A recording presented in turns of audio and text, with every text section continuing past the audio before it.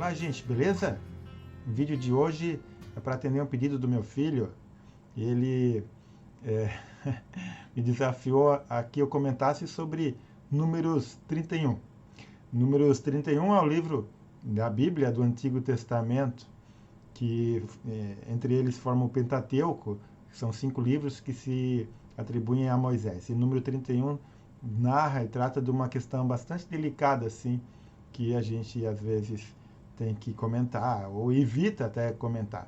Mas para entender primeiro esse contexto do livro que ele pediu, do texto que ele pediu para que comentasse, é importante a gente entender o contexto histórico, antropológico, de como o livro se encaixa, né? Naquele momento, naquela época.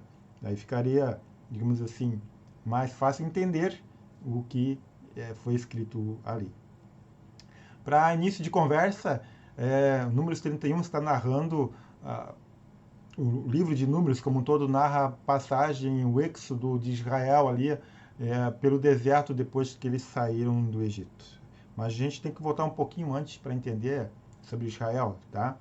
Talvez você já conheça toda a história, não tem problema, mas tem aqueles que talvez porventura vão estar passando por aqui, por este canal, e não sabem muito bem. Então é só um resumo bem simples. Israel surge a partir do momento em que Deus chama Abraão da sua terra, da parentela da casa dos seus pais, e diz para Abraão sair dali então e ir para uma terra que ele lhe mostraria. E ali ele cresceria, se desenvolveria, teria filhos incontáveis, né? Que igual a areia do mar. Essa seria a geração de Abraão. Então Abraão sai, né, da sua casa, da sua parentela, e sem saber, né, para onde ir, a não ser obedecendo a voz de Deus. E aí é interessante que por isso que Abraão também é conhecido como o pai da fé. Abraão creu, né? E nessa caminhada de Abraão até chegar à terra dita prometida, ele já era velho e a sua esposa também era velha e já estava meio desconfiado. Pô, será que realmente eu vou ter descendência e tudo mais? Ele, naquela época, era muito comum ter concubinas. Então ele tinha Agar, tinha Quetura, enfim, tinha outras além de Sara. E na sua impaciência ele acabou tendo um filho com Agar, que se chamou Ismael. Depois teve o filho com Sara, Isaac, que é o filho da promessa. Mas também com Quetura ele teve um filho que se chamou Midian. De Isaac, Isaac gerou a Jacó. E depois Jacó gerou, enfim, claro, teve mais filhos, né, mas os que são relatados e que têm relevância histórica na Bíblia. Jacó gerou a mais 12 filhos, que são as 12 tribos de Israel, entre as quais José. Bom, José é um dos filhos que foi vendido pelos seus próprios irmãos como escravo para o Egito. E nesse período que ele esteve no Egito, José ganhou favor. Ele foi visto assim como uma pessoa que ganhou graça, né, diante do faraó. Ele acabou se tornando tipo o braço direito do faraó. Nessa época houve uma grande fome na atual Palestina, ali na região de Canaã, e o povo de Israel acabou indo para o Egito, por conta de que José conseguiu trazer eles para lá. E no Egito eles ficaram por cerca de 400 anos. 400 anos. Neste contexto surge Moisés, também nascido hebreu, Israel. Ele acabou sendo adotado pela filha do faraó, e ali ele então cresce aos pés da regência do faraó, aprende da cultura egípcia, se torna letrado, e vendo o seu povo sendo castigado, porque os reis iam mudando e conforme um rei a mão pesava mais sobre o povo de Israel, vendo o seu povo sendo escravizado, sendo maltratado, ele acaba se irando e acaba matando um egípcio. Então ele foge, vai para o deserto, e no deserto ele tem uma teofania, ele tem um encontro com Deus na sarça ardente, onde Deus fala através dessa sarça ardente. Quer dizer, a sarça, que é um arbusto no deserto, ela estava em chamas, mas ela não se consumia, e ali Deus falou através daquela sarça para Moisés. E disse que Moisés era para retornar para o Egito, e que Deus o usaria para trazer de novo o seu povo, tirá-lo da escravidão e levar para a terra prometida, que ele havia já prometido a Abraão. Então Moisés conversa com o faraó, o coração endurecido do faraó não deixa ir, então tem toda aquela questão das 10 pragas do Egito e tudo mais. Eles são Ele sai então do Egito e entra no deserto. E quando começa a peregrinação pelo deserto, há murmurações, há descontentamentos, tanto da parte de Moisés como da parte do povo.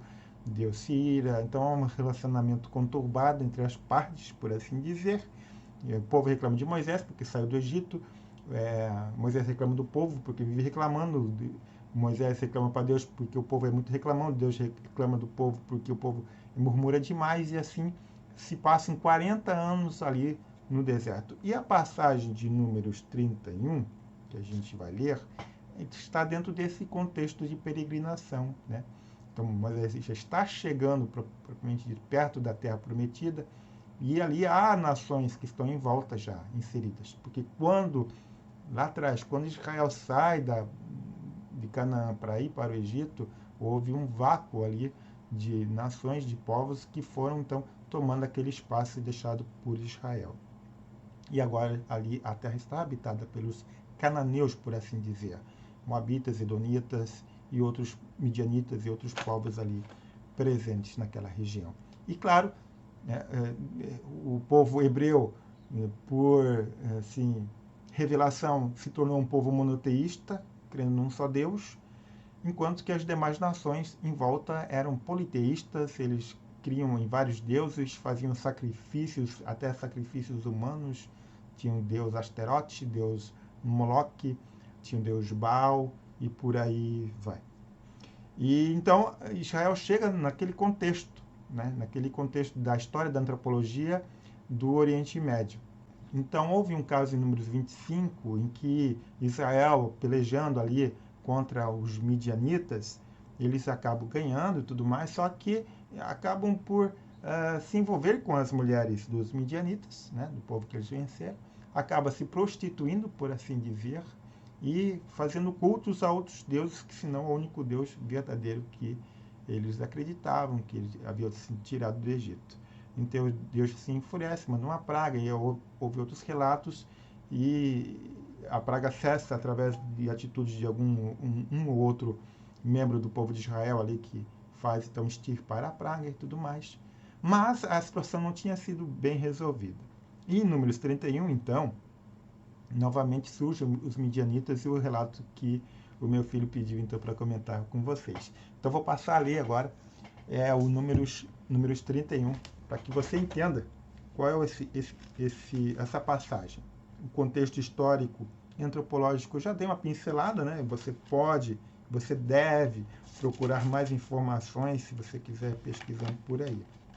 Depois eu falo para vocês as fontes que eu pesquisei também, tá? Porque hoje em dia a gente tem que ter referência bibliográfica. Eu tenho aqui as referências, tá? Mas vamos ao que interessa.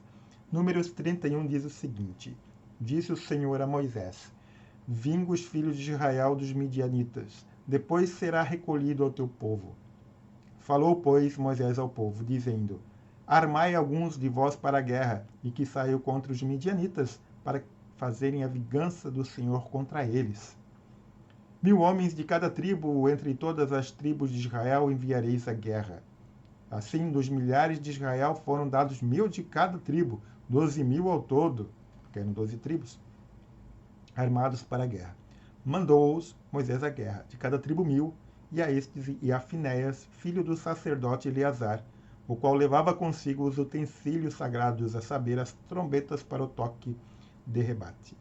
Pelejaram contra os midianitas, conforme o Senhor ordenara a Moisés, e mataram todo o homem feito. Mataram, além dos que já haviam sido mortos, os reis dos midianitas, Evi, Requem, Zur, Ur e Reba, 5 reis dos midianitas.